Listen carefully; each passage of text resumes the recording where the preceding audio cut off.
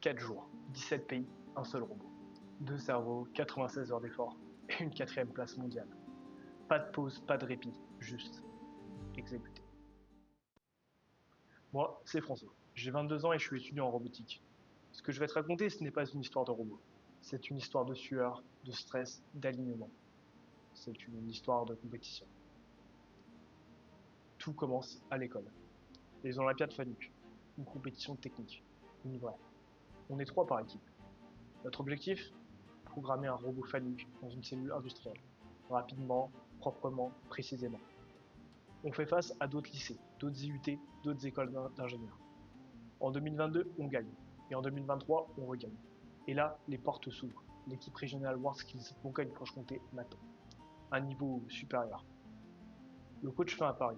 Il prend 2 profils, 2 gars de 2 équipes différentes, Thomas Beuchot et moi.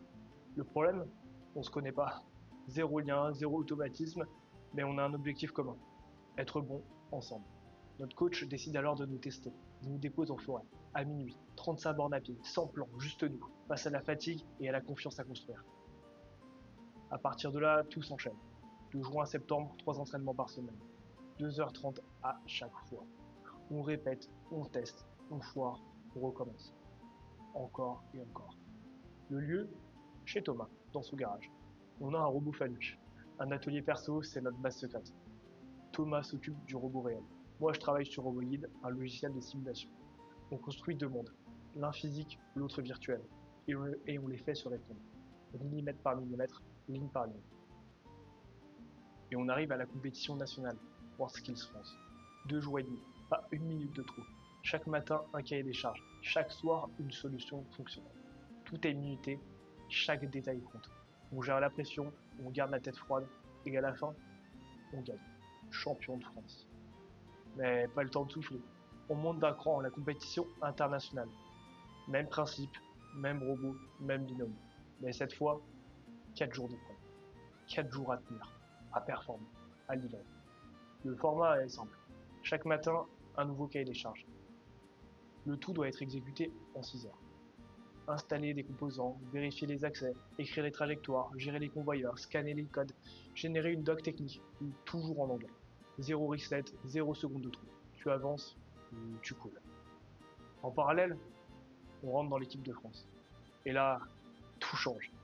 Entraînement technique 4 fois par semaine, mais surtout 5 semaines de PPM, des préparations physiques et mentales. On s'entraîne comme des athlètes, dans des lieux mythiques, le Krebs, les Carros d'Arrache, et surtout l'INSEP. Là, on bosse avec des pointures. Joël Labati, champion du monde de handball. Des coachs mentaux, des préparateurs physiques, des kinés. On court, on encaisse, on apprend à garder le cap, même sous pression. La compète mondiale arrive. On est prêt. Je suis plus confiant, plus rapide, plus propre, meilleur techniquement.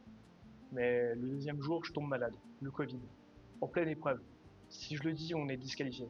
Alors je dis rien. Je serre les dents, je me gave de café et oui, j'avance. On termine. 4e mondial, juste derrière l'Asie. Pas de podium, pas de médaille. C'est dur. Mais on est premier d'Europe. En fait, on est premier sur 4 continents. Et franchement, ça reste énorme. Ce que j'ai appris là-bas, ce n'est pas que de la technique. C'est de la discipline, l'endurance, l'humilité et surtout l'amour du challenge. J'ai croisé des gens brillants.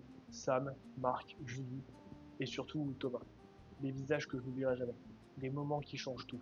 Une aventure courte, intense, mais qui marque pour de bon. WorldSkills, merci.